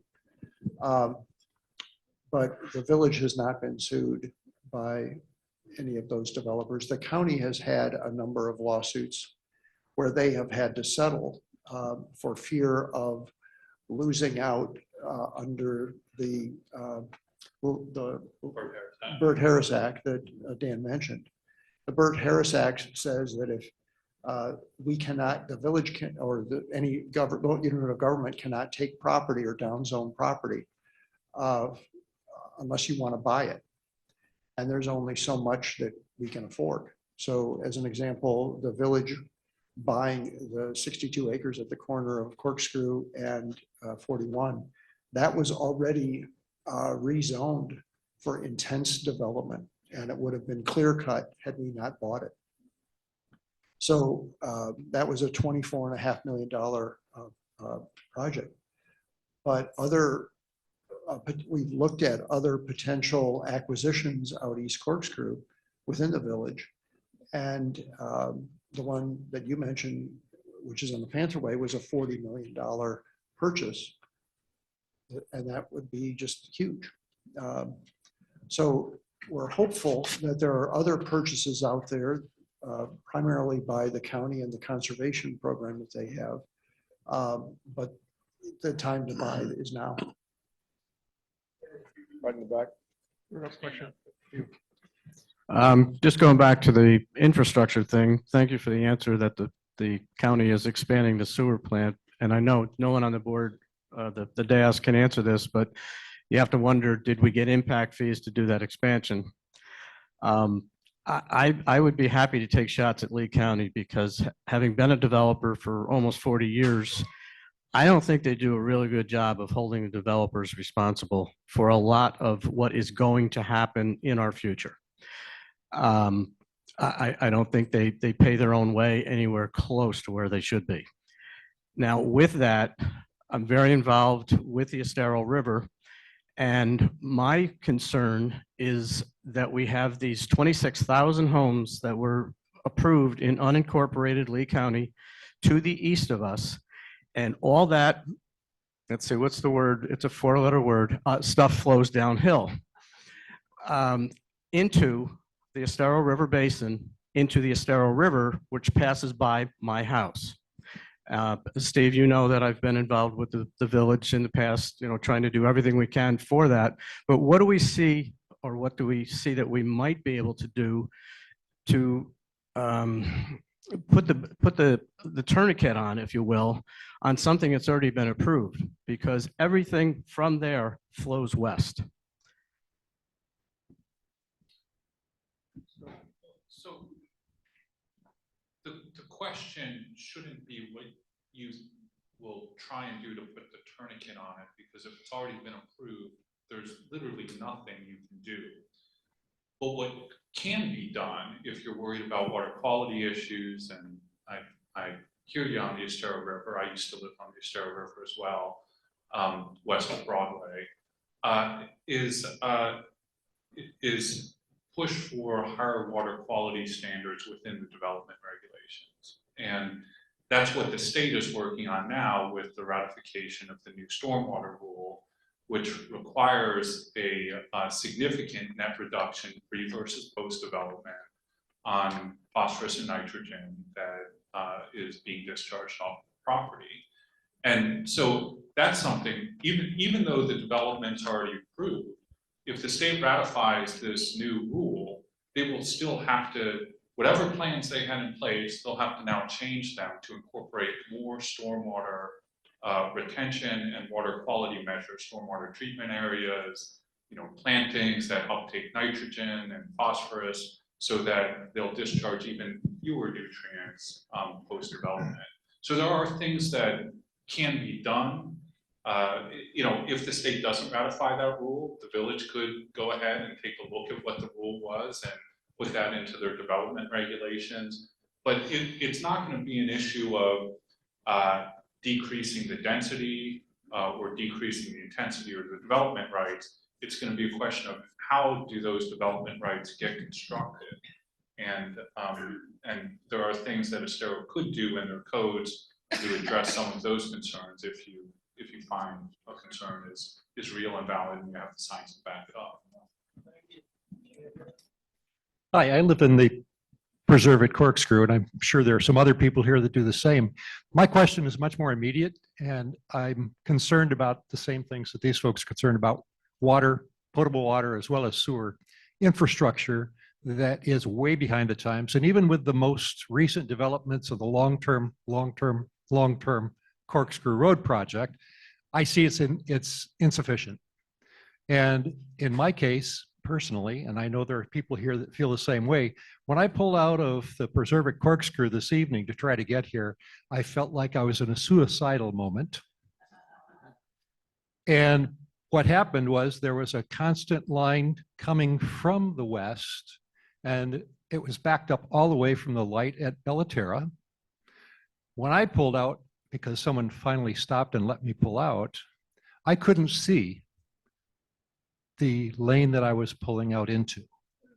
So how many people are going to have to die at our intersection, at Wildcat Run, and any place else where there isn't a light or some other way to slow down the average 65 miles per hour that people travel on Corkscrew Road now?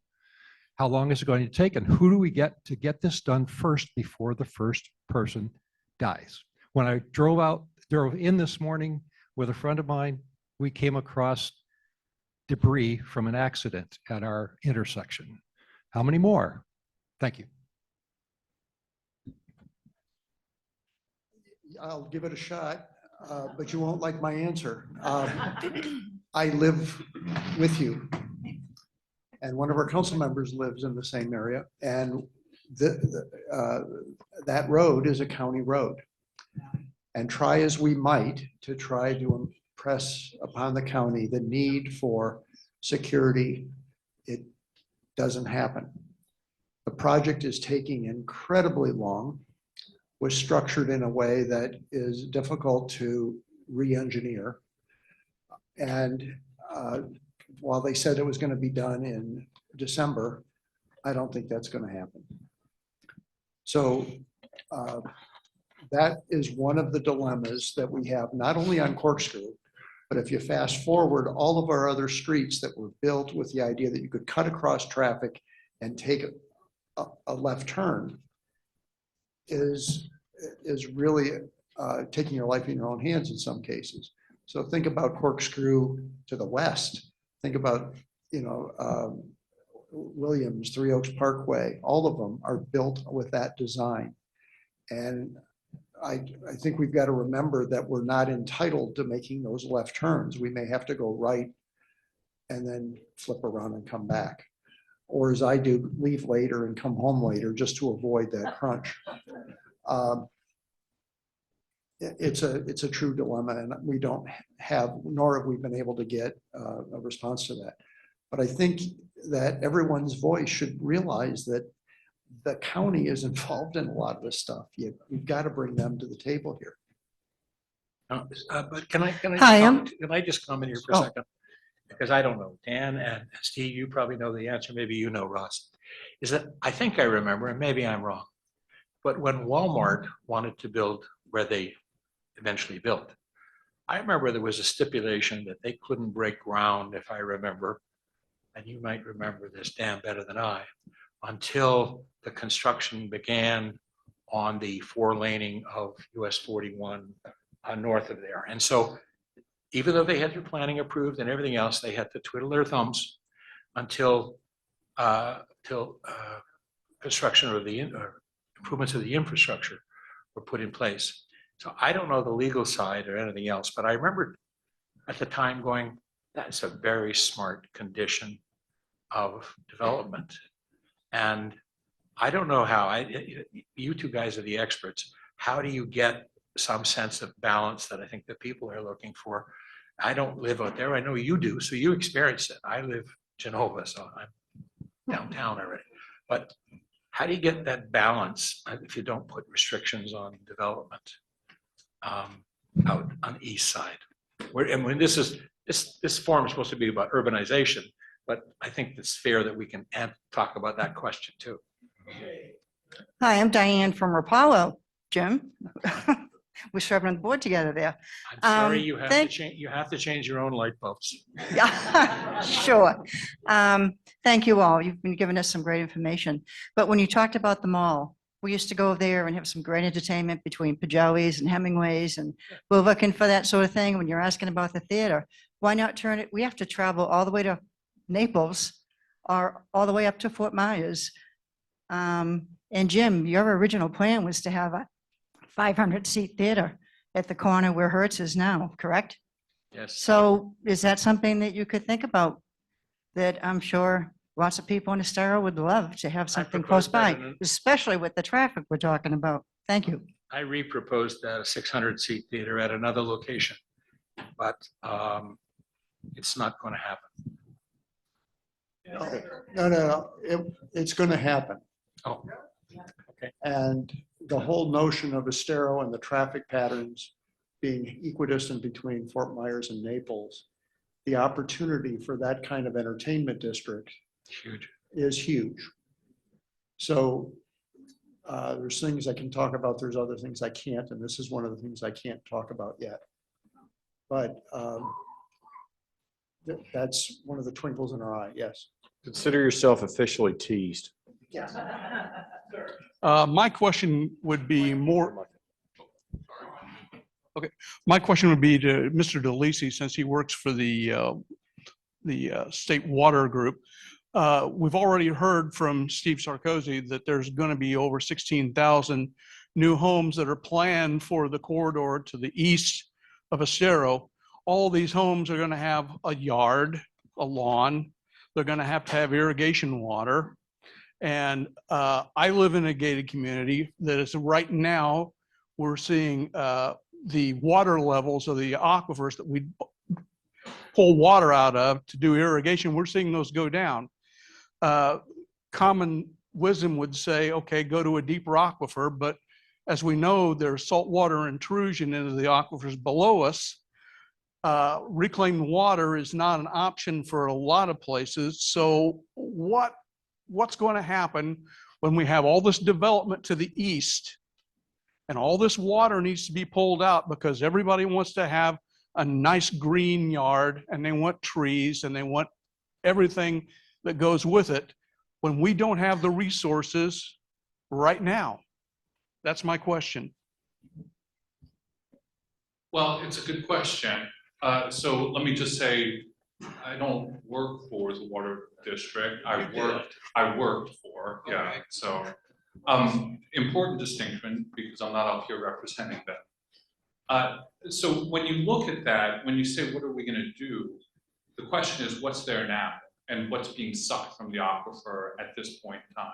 And so the analyses that have been done, not by me, by others, have shown that when you have an active citrus grove, say, and it's sucking a lot of water from the aquifer, and there are specific permitted aquifers, whether it's the water table or the sandstone aquifer, which is in that area, how much is being sucked there from those aquifers today, and how much will be sucked from those aquifers once you convert to a residential use with your irrigated areas. And the irrigated areas drop dramatically when you're looking at, because think about it, agriculture covers the entire area, an irrigated area with the home covers only a partial area of that lot. So the irrigated areas drop and the total water consumption drops. So what are we going to do though about the aquifers? It's true that aquifer levels have been dropping.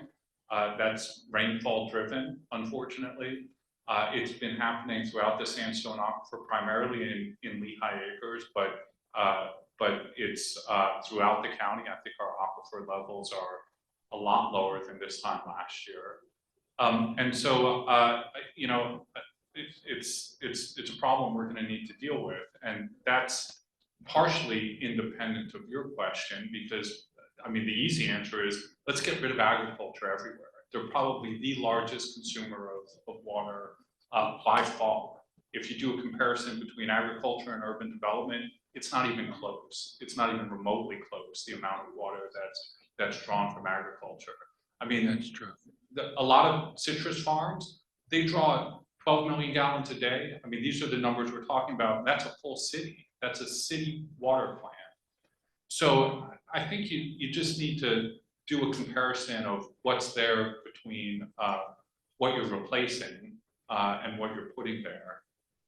But future water supplies are an issue. I don't want to diminish that at all because again, it's rainfall driven and we need to figure out alternative water sources. But Dan, I've seen people being, as a developer, I've seen people say to me, I'm so terrified, the water in the lakes has gone down. People don't understand the difference between the groundwater table and then the confining layer and the aquifer. The aquifer is 50, 60 feet down, and there's a confining layer of limestone in between. So the two are not interactive. I mean, I guess you'd say in the long term they are, but you know, the stormwater storage lakes that you have are groundwater table. They're not aquifer. And we're not growing almonds. If you're in California, you have no water is because they're the largest almond agriculture in the country. Dan's absolutely right, is agriculture is the greatest consumer of, and I know you're shaking your head, but with all due respect, you're wrong, is the greatest, with all due respect, but the greatest respect, agriculture is the biggest consumer of water. Okay, let's go back into the back here. Sir. Thank you, gentlemen, for speaking today. Appreciate all the great input. This message or questions for Steve. You spoke a lot before about the roadway projects going on around Corkscrew and Ben Hill Griffin and Williams.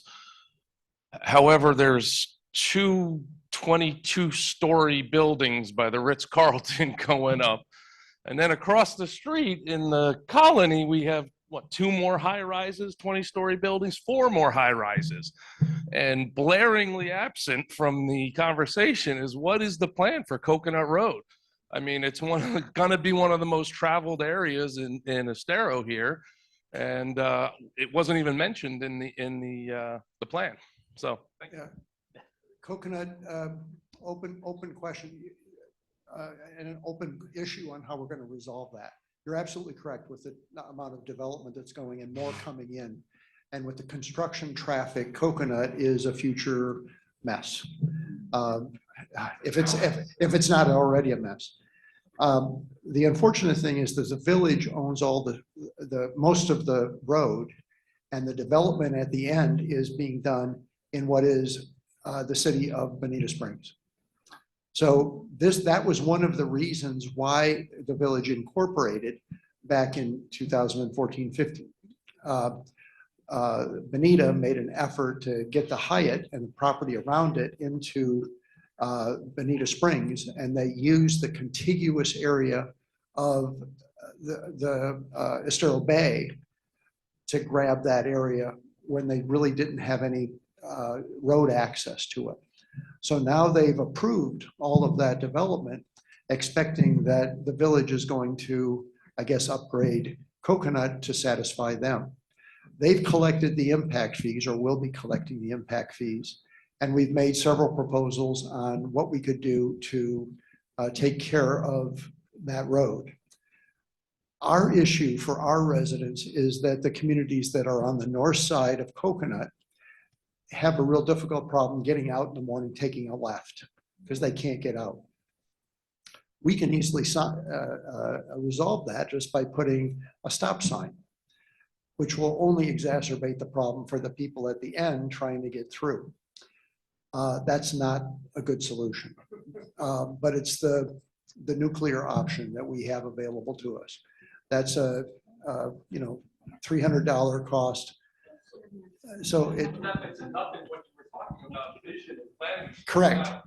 The road with this beautiful walking median and how you're gonna have all these people there. What's the visual? Exactly. Well, so the idea that we put forth was a series of 3 roundabouts that would keep traffic moving and still provide an outlet for our residents on either side.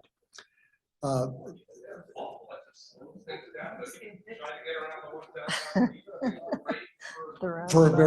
it's, do you know about the roundabout wars all over the country? And so in that case, we've got a limited right of way on Coconut, and to widen that street means on the north side that you'd be moving the street right to the backyards of some of those homes. And when we do that, we won't have right of way left over to do the nice streetscapes and the walkways, simply because there's not the right of way. So we're challenged by it. That option also is an expensive option that to date, the county and Bonita have not agreed to share in the cost of. So we've got a dilemma. You're the village manager, so. Do you want me to give this away? We're expecting you to somehow come to a political agreement with the city of Bonita Springs to get this done. Oh my God. Fit squarely into your last to get this done. U.S. House. That's one of our challenges, yes. Yes, I have the microphone. Thank Oh, you. she could have it. I have 2 questions, if I may. The first one is, what facts does the village look at to determine the need for all these apartment complexes? I hear a lot about a lot of apartments, and do we need them all? So what facts does the village use to justify all the apartments going in Estero? And my second question, then you can have at it, is, though we all love Sheriff Carmine, has Estero thought about having their own municipal police department with this tremendous growth of the 22,000 homes that you said, 19 plus 3,000 more apartments? Have we thought about, and is that a public process? Does that go to a vote to the citizens, or is that a village manager council decision to even begin thinking of Estero establishing its own police department? Let me start out on the first issue. The village really cannot control whether a developer comes in and does apartments or condos. If they have an approval for residential units, it's their discretion, and we cannot dictate, regardless of what the data might say, what type of residential they put in. We can look at the number of units, how they're put together, the amenities and so forth. But right now, the market has an insatiable appetite for apartments. And hence, that's what we're seeing. And part of that, Steve, is to understand the dynamics that are going on in the marketplace. When you have 8% interest on a mortgage, my son, who's 31, who's paying 3.25%, can't afford, he wouldn't have been able to afford the mortgage on his house. That's why you see the rental apartments at $2,500 to $5,000 a month, which is $30,000 to $60,000 a year, are very, very popular and in demand. And there's very few rental apartments that are under 2,500, which is, I don't totally understand, but that's what it is. And obviously it's commonplace. So it really is market demand.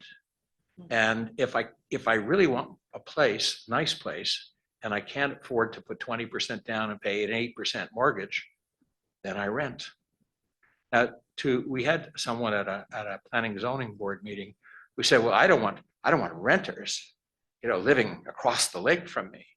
And I said, well, it's $2,500 to $5,000, much my $3 million home. But across from the lake is a conservation area. And there are homeless tents throughout that conservation area. So nobody seems to be upset about the homeless, maybe because would be very unwoke or whatever to complain, but we're unhappy with people that can pay $30,000 to $60,000 a year in rent. So I would much prefer if that person would have just said, I don't want anybody living across the lake from me. And I agree. And some of those issues just naturally go up and down, mortgage rates and the need for transient houses, but it's denser housing. We have contractors and landscapers who talk about renting rooms in apartments. So it goes to a whole enforcement of what's going on in those apartment complexes that I think the village doesn't have a reach into, but that citizens are hearing about and dealing with problematic apartment complexes. Thank you. Appreciate that comment. I have to bring us to a closure. We promised about. Oh, the police department, can we get an answer? You want a police department? Just real quick, when the village was formed, in the first couple years, we reported out our crime statistics to the council on a monthly basis. It became the most boring public discussion you've ever had because fortunately we're a very safe community. Why? The gated communities help us a lot. You don't get a lot of the thefts from homes, thefts from cars if you're in a gated community because it's neighbor to neighbor. We're not seeing a whole lot of shift in that. Estero is one of the safest communities in the region, if not the state, because of our demographics.